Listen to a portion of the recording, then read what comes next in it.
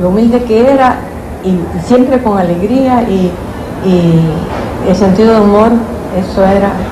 Como dice Aide, la humildad y el amor al prójimo. Él tenía mucho amor al prójimo y claro, me ayudó a mí en eso también. Que nos enseñó a rezar, nos enseñó a usar el misal, nos enseñó a votar por candidatura. Un aspecto muy importante del apostolado laico de Carlos Manuel es la búsqueda de un diálogo ecuménico con los otros hermanos cristianos. El Centro Universitario Católico de Río Piedras es uno de los lugares donde la obra catequista e intelectual de Carlos Manuel tiene mayor impacto. Este edificio ocupa hoy día el espacio de lo que fue una pequeña casa de madera, la casita. Allí Carlos Manuel lleva su ardiente deseo de dar a conocer a Cristo en la Universidad de Puerto Rico. En el centro se dedica de lleno a formar y orientar profesores, estudiantes y miembros del clero, personas que luego se convertirían en apóstoles junto a él. Una conocida profesora universitaria, la doctora Margot Arce de Vázquez, queda sorprendida ante el carisma cristiano de Carlos Manuel. Este muchacho es lo que mi amiga Gabriela Mistral llamaba un hijo del Espíritu Santo. Entre las muchas tareas seminales que Carlos Manuel realiza en el centro, se destacan los días de vida cristiana que él instituye. Esos fueron unos días que son verdaderamente memorables, llenos de alegría, llenos de una asistencia numerosísima al centro católico y a todo lo que se llevaba a cabo en ello. Siempre recuerdo una celebración de la Virgen de la Candelaria de noche, en un monte oscuro y lleno de fogata. Y allí Charlie llevando la voz cantante entre el sinnúmero de gente que no sabía ni por dónde caminaba. Había la expectativa de lo espontáneo, pero a la vez de lo profundamente religioso. Varias personas que conocieron a Carlos Manuel describen las formas en que él influye en sus vidas. Mi base religiosa yo se la debo a él. Mi vocación religiosa en parte también se la debo a él, por todos los conocimientos que yo recibí a través de su enseñanza.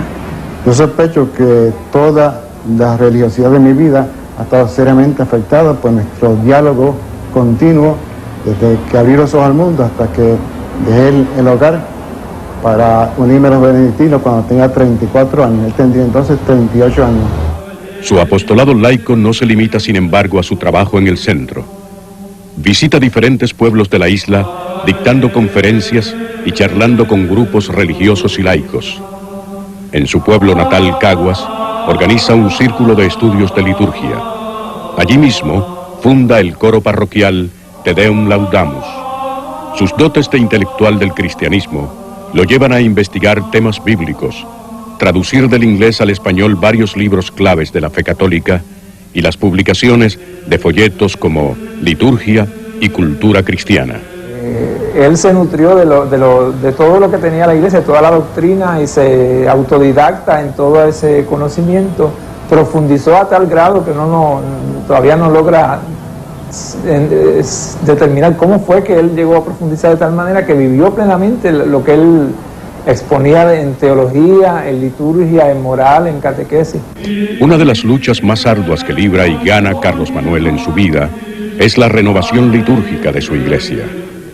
Ya es hora de que despertemos de nuestro letargo y entremos de lleno en esta renovación que el Espíritu Santo suscita en la iglesia. No nos resistamos por ignorancia o terquedad. En esta capilla de la iglesia de San Antonio en Río Piedras, Carlos Manuel dirige los preparativos de la primera vigilia pascual restaurada en 1954. Cuando Santo Padre Pío se restauró la vigilia por la noche, para él fue el gozo más mayor, la persona que más lo celebró y más satisfacción sintió fue él. Para Carlos Manuel, la vigilia pascual y el pregón pascual eran su verdadera pasión cristocéntrica. El misterio pascual es la experiencia más preciosa, más sabrosa y más extraordinaria de la vida. Tras años de vivir de la mano con su condición de salud, se le diagnostica cáncer terminal. Es recluido en el Hospital San Jorge de Santurce, donde en su último mes de vida padece la noche oscura de la fe. Ese Dios que con tanto celo él había anunciado, con tanto ardor, él había sembrado en tantos corazones, aparentemente se lo había escondido. Cuando más lo necesitaba no lo encontraba, no lo sentía. Era como si no existiera, era como si no creyera. Así Carlos Manuel siente un aparente abandono de Dios, hasta poco tiempo antes de morir. Entonces le pregunta a su hermano Pepe, desde su lecho de muerte, ¿cuál es esa palabra que tiene un significado especial para mí? Después de repetirlo varias veces, se contesta él mismo, no sé si serás tú, o mamá, o Dios. Y cuando dijo Dios, suspiró. Y encontró al Dios por el cual vivió, y su oscuridad se convirtió en luz, y encontró la paz. El 13 es buen día, había dicho Carlos Manuel. Pero entonces esa noche, el día 12, al amanecer el día 13, cuando ya estaba a punto de morir, le leí en voz alta el pregón pascual, luego me arrodillé frente a su cama, dio 3 suspiros y se escondió en el Dios que tanto amó. Ese día, 13 de julio de 1963, Padre Pepe celebra la Santa Misa en la despedida de su hermano mayor, Carlos Manuel. Sus restos físicos reposan en el antiguo cementerio municipal de Caguas. Ya en esta época, Carlos Manuel gozaba fama de santidad entre los que le conocieron. Joan Hayes, bibliotecaria de la Estación Experimental en Río Piedras, nos revela. Era como un ángel, con una aureola de misticismo a su alrededor. Yo estoy convencidísima de que Charlie es santo. Una semana antes de morir, yo obtuve un algodón con sangre y cuando la enfermera le fue a sacar la sangre, yo me quedé con ese algodón con sangre, que es una reliquia de primera. Más tarde también logré conseguir el pantalón de una pijama que él usó en el hospital. Todas esas cosas yo las tengo. ¿Y por qué las tengo? Pues porque pensaba que él era un santo y que eran reliquias. Las reliquias son objetos o partes del cuerpo que pertenecieron a un santo o santa y que se conservan piadosamente. Evidencian la fe del pueblo en la santidad de la persona. De Carlos Manuel se conservan algunas.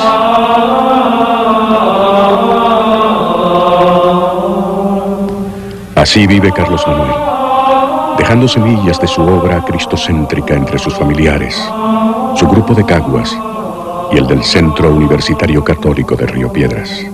Este último, ya al año de su muerte, instituye la medalla Carlos Manuel Rodríguez.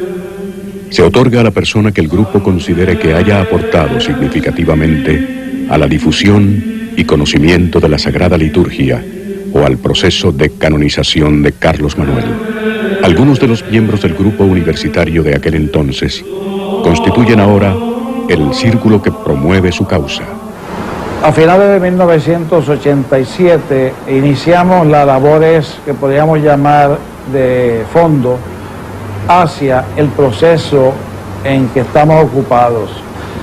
Hay que recordar que ese año el Papa Juan Pablo II lo decretó el año del laico.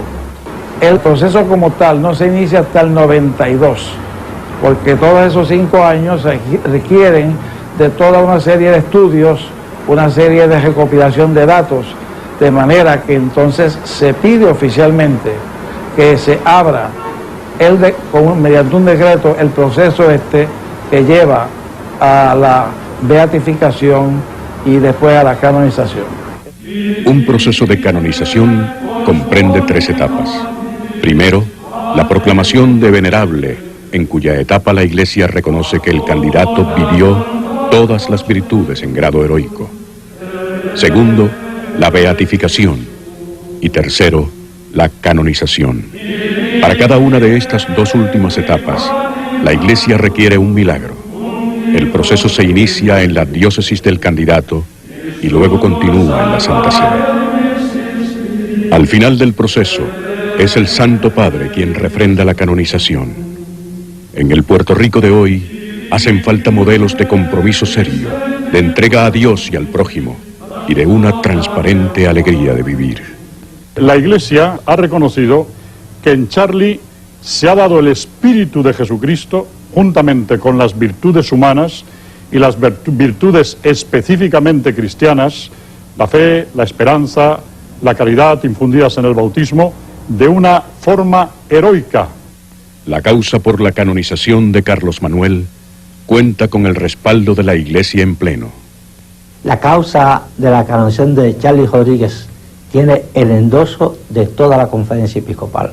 De hecho, todos los obispos hemos escrito a la Congregación para la Causa de los Santos, pidiéndoles e indicándoles que estamos plenamente de acuerdo, que recomendamos la causa y que desearíamos que, si fuera posible, se aligerara.